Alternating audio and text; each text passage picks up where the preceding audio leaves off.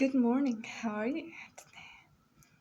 Today I want to talk to you about something that I've been reading about, and I actually found more interesting as I grow older, and it's related to economy. So, and in specific, the economy of China and its history. Mm, it dates back many thousands of years, and many of the people there were agriculturalists and grew rice and is to work for themselves, were very independent, didn't have that much money. And it has been growing and changing a lot through the years, and now it's the second largest capital in the world. And the GDP is really high in China. Um, and those dynasties, they have had a lot of impact on China apparently.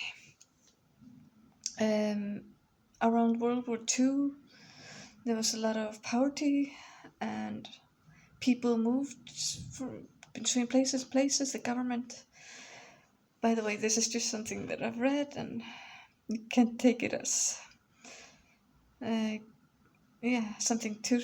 You should take it with a grain of salt. But yeah, people lost a lot of their things, and socialism. The Socialist Party took over and has been very active for a long time. And there's really no other party that is, uh, gets anywhere close to them because they have the power in China. And for example, some people moved from Shanghai to Hong Kong, and it's like a totally different culture and something that people had to adapt to. People even had to work in their own factories and places and do the dirty work, and had to live in small places with family, and which isn't as doesn't have to be all bad, but a lot of people didn't like that, of course, and they couldn't be independent. But uh, with that Deng Xiaoping, if I remember correctly, Deng Xiaoping dynasty, everything turned around, and he made a lot of improvements to China. So the economy became much better, and uh, started using, for example, people that had moved from China to other places to get money into the country. And some people just looked the other way while they were importing some stuff that was basically illegal, even though maybe it shouldn't have been.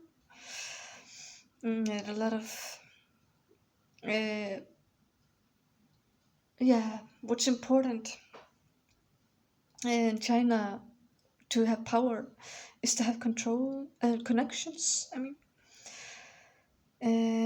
to powerful people, and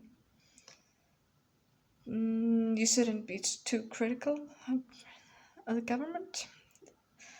From what I've seen, but yeah, it's interesting to see how different it is from, for example, our world or the economy that I've grown up in. Um, they use different languages, or in, for example, in Hong Kong than in Shanghai, and the culture is different there also from Shanghai and Beijing. For that is, some people take a while to get to accustomed to it because that's just normal. Um, people, for example, in Hong Kong are less close as and don't criticize uh, mm, as much as in Hong Kong. And, but yeah, there are some good things and bad things, and fashion is totally different, like I said. And that also is related to the economy, I believe. When you have money, then you can rather choose what you wear. Mm, yeah, there were people that exploited uh, when the government told them to try to talk to their family abroad and to get some money into the country. And then they asked for permission to leave, and then they didn't want to come back because they weren't always treated very well. So that really makes sense. Mm.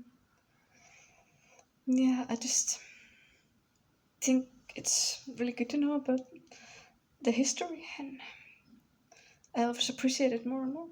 I hope you find it interesting too.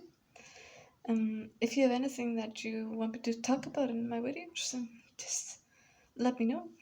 Thank you for listening, and hope you have a wonderful day.